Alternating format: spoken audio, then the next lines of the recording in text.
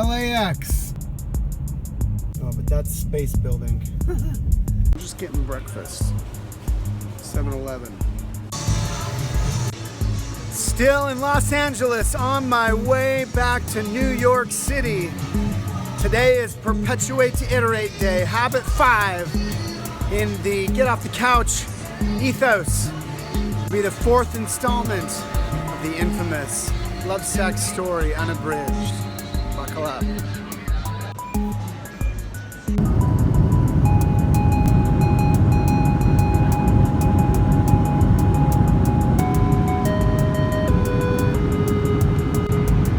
West Coast to East.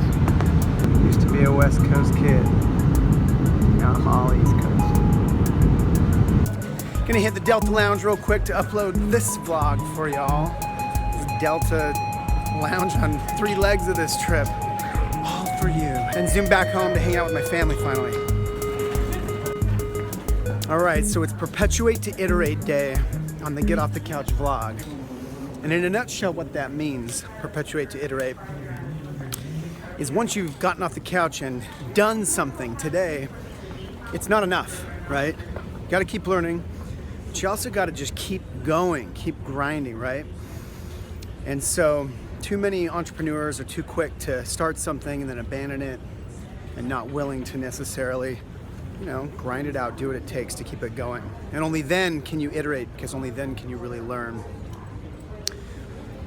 what works and what doesn't. Okay, so let's pull that back to the Lovesac story. Episode 4, installment 4. There I was, we had just registered the name.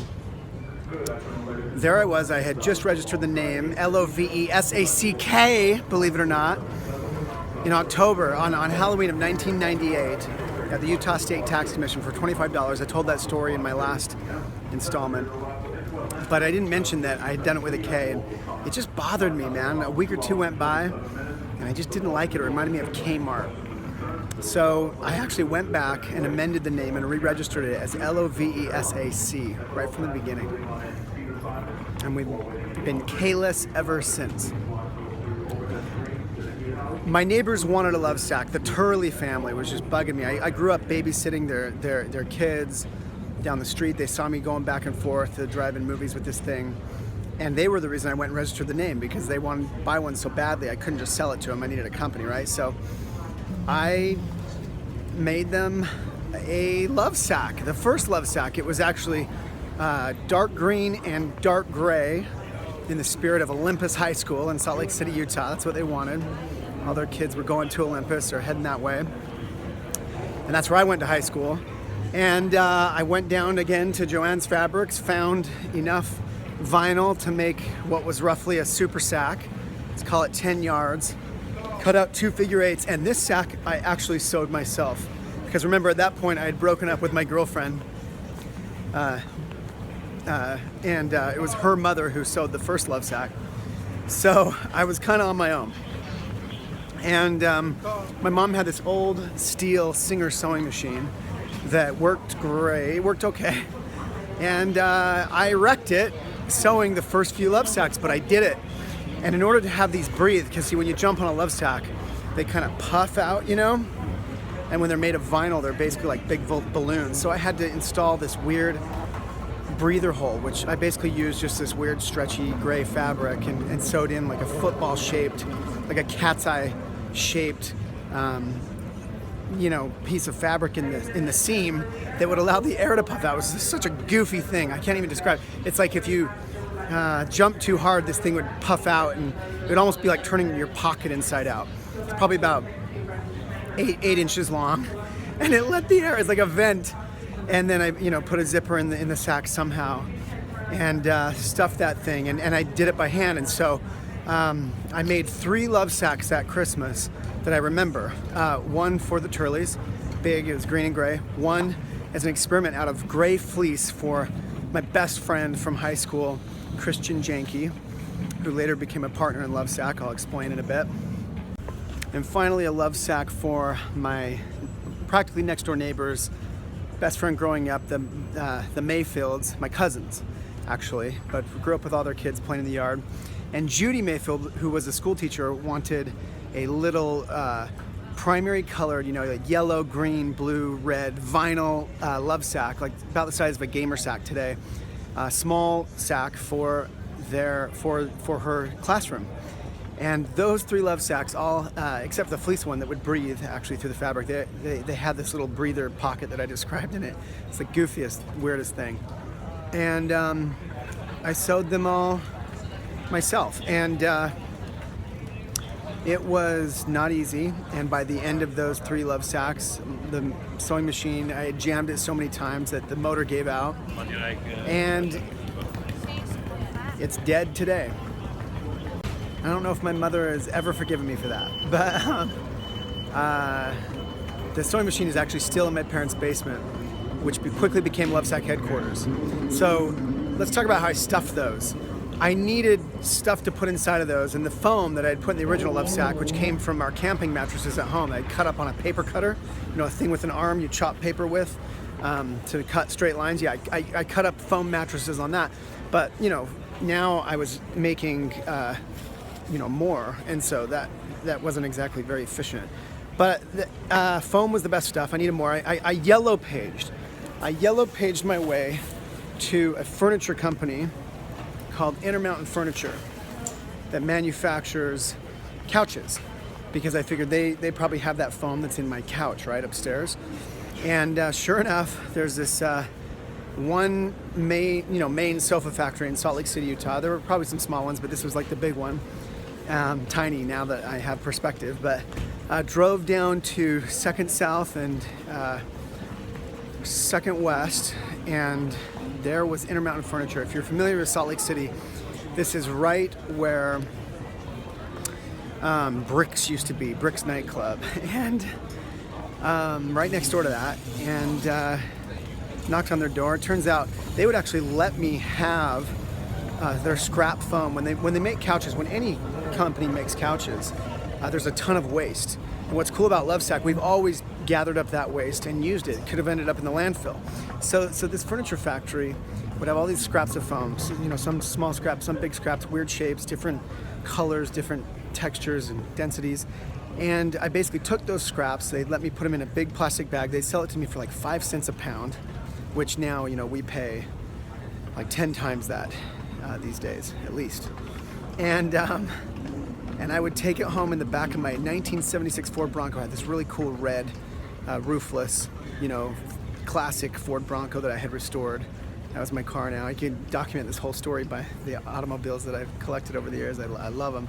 But anyway, I would take this home in the back of this Bronco and cut it up on this paper cutter. And I did that for the first 3 Lovesacks, and it was a disaster. It was terrible. It was embarrassing. It was not even worth my time. I'm sure after selling these Lovesacks for, a couple $100s a piece or whatever, I didn't make any money on my time. But I got them done, and we were going, and it was a business. And the gray fleece one that I made for the Jankees was so weird. It was kind of like what you'd find on the inside of a dog bed, like the kind of Sherpa fleece, but it was like heather gray, like a t-shirt. And I made it for their family. It was a little one. It was like the size of a city sack. And anyway, none of these were very high quality, but they were the first Lovesacks, handmade by me. And so by the end of that, started getting more orders from their friends and family, and started making more Lovesacks, and was bringing home shredded foam. So let me think this through. What happened was, one day I was down there picking up one of these big tubes, plastic bags full of scrap foam, and I asked Jeff Cohen, the founder of Intermountain Furniture. He's this tall, dark-haired guy from Salt Lake, and great guy. I asked Jeff Cohen. I said, "Do you have any way to shred this stuff up?" And he said, "Oh yeah, we've got a foam shredder right back here." Really? Now you tell me? And so he shows me to the back, winds me back through the factory way back there, and there's this orange machine that actually, it's in hindsight, it's a lot like a wood chipper. Like if you've ever taken your branches in the wintertime and chipped them into little pieces to shred them up. It's a lot like that. It was actually a grain grinder. It was a farming implement, and it had this motor, and on the shaft of the motor, it had these swinging metal arms, and the mouth was only about a foot wide, maybe not even that, maybe like 10 inches, 8 inches wide, and maybe about 6 inches tall. And so, some of the scraps of foam wouldn't even fit in the mouth of this thing, but it had a button on the wall, big, industrial button. You push start, and the big wound electric motor would go humming up, like, and this thing would shred up. At that time, it felt like it was like this heavy industrial equipment. In hindsight, it was like a toy compared to what we ended up using later on. But, this thing was scary. And it would shred this foam up, and it would blow it out the top, and it was like a snowstorm. Because basically it would shred it up, blow it up this pipe, and then, back in the day, they used to just let it spin around this hopper thing they had, and it would fall out the bottom, and they'd hand stuff. So like it had this bin next to it, right? It would blow it up the pipe, it would come down this hopper, slowly kind of drop out of there like snow. And this was like popcorn-sized little pieces of, polyurethane foam, yellow foam mostly.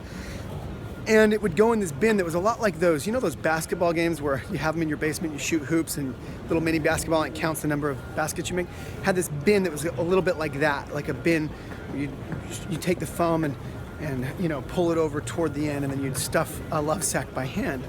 And I did that for the first few, and basically it wasn't convenient to bring the sacks down there because it was really dirty and grimy. So then I created this weird, and this funnel would allow me to take giant plastic bags of shredded foam that I'd bring home in the Bronco, and dump it into this funnel.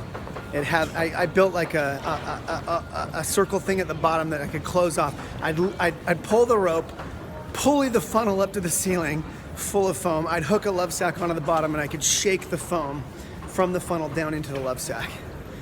And that was almost as embarrassing as using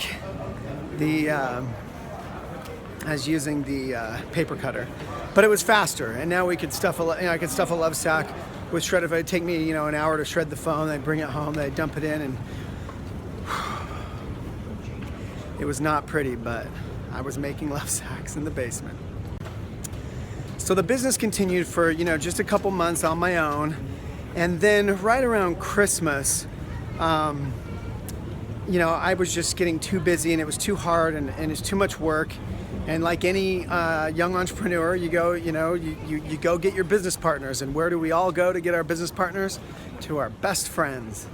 And so I asked my best friend, Christian Janke, to be my partner and help me build this company. And I told him, look, I barely have this little, company set up.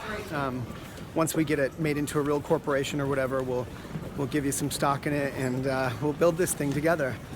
And we did. And we started doing these handmade sacks. We got a little better at it. We eventually built a tube on the end of that shredder that it was like a handmade tube. It even had like this hand sewn part element. Anyway, that would allow the foam to get blown out of the pipe down through the tube, and now we could hook a sack on the end and fill it in like 45 minutes. We could shred enough foam right there. And it was tricky because it wasn't just like we found the foam in the factory and put it into the shredder. A lot of the pieces were too big. Like, in fact, some of the pieces were full-on couch cushions, like giant couch cushions. So we had to take our kitchen knives, literally like a knife out of the kitchen drawer with a serrated edge, like a tomato knife, down to the factory and slice these, seat cushions in small enough strips that we could even get it into the shredder. And it was just a gnarly situation. We were, it was beyond startup. It was beyond bootstrap. Or lower than any of those things. But me and Chris did it, and we'd go there after school.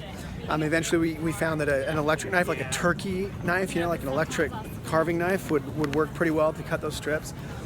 And we'd shred foam down there after school nearly every day, and then fill the sacks there now after picking them up from Annette's house, and deliver them to people one by one in whatever car we could find in the back of the Bronco. It wasn't very convenient, and that was the operation. It wasn't pretty.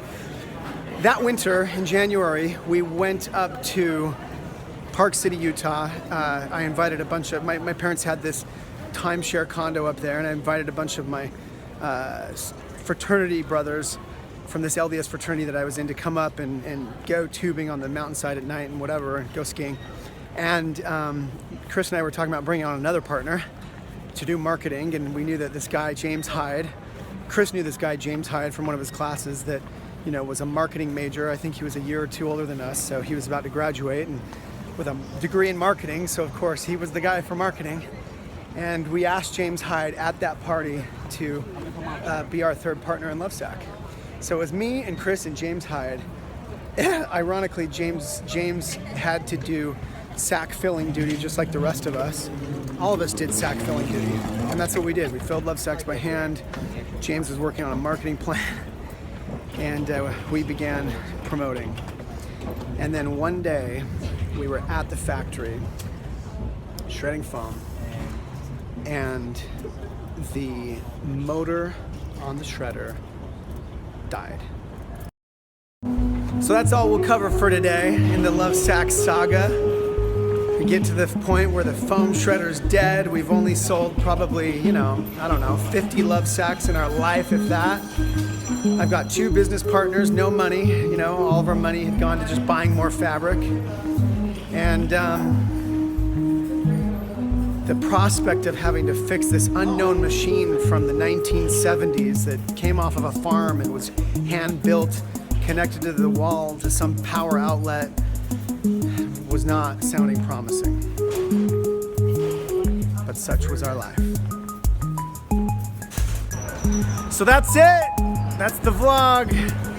Thank you so much for watching, tuning into the 4th installment of the Lovesac saga.